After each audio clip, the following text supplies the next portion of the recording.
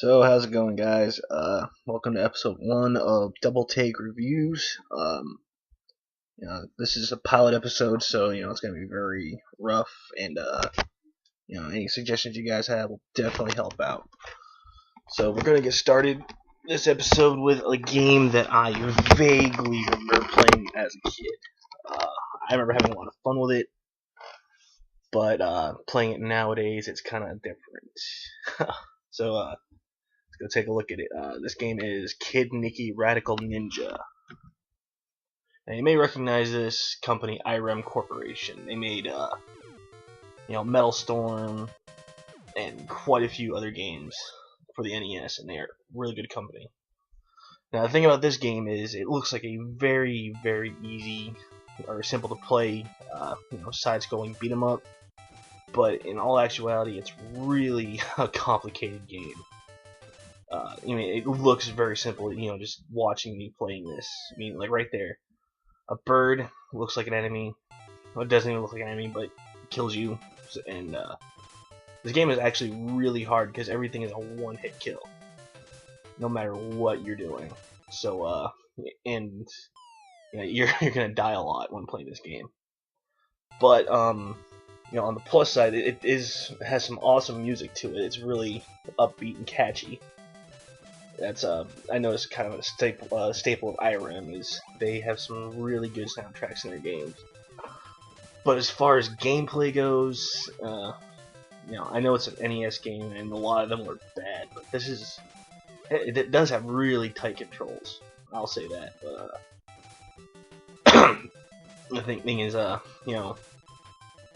jumps are kind of hard to judge while you're midair and everything, and the attacking just seems kind of off, because if you look like you're going to attack them, it's more than likely going to miss. And you're just going to end up just spamming the attack button while you're running and while you're jumping around, just hoping to hit something. The animation is pretty good, surprisingly, for an NES game. Very colorful, and the sprites are actually they're pretty vague. But you can tell what you're doing and what you're going against, sort of. From what I can tell, these guys you're going against are masked ninjas of some kind. And right here's our first boss fight. This is Death Breath. He just jumps around, headbutts you, and blows wind around you.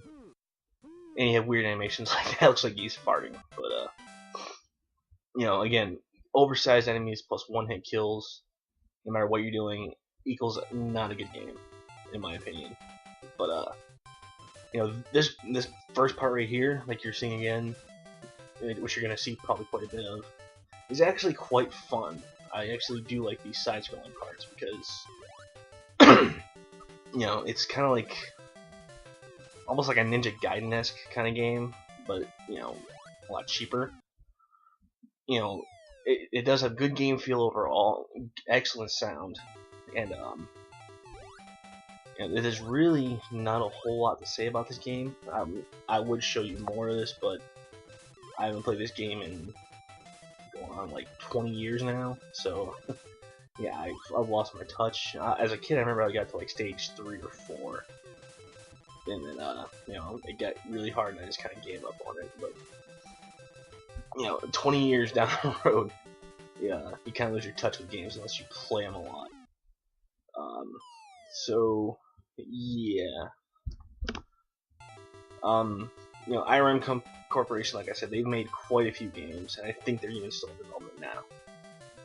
Because Metal Storm, which everybody knows about, the gravitational mech game, the NES, one of those underrated gems. It's a really awesome game, and this is a really awesome company, and I'm wanting to say this is probably one of their earlier releases because it's very poor in comparison to the other games they made. I can't really think of any off the top of my head right now. In future videos, I'm going to do more research and make sure I actually know more about the companies and stuff, so I can talk about them more instead of just kind of filling in my time here. But I'm trying to stray away from the typical review videos, like I said. But so here's my first attempt at one. Picked a game that really doesn't need a lot to talk about.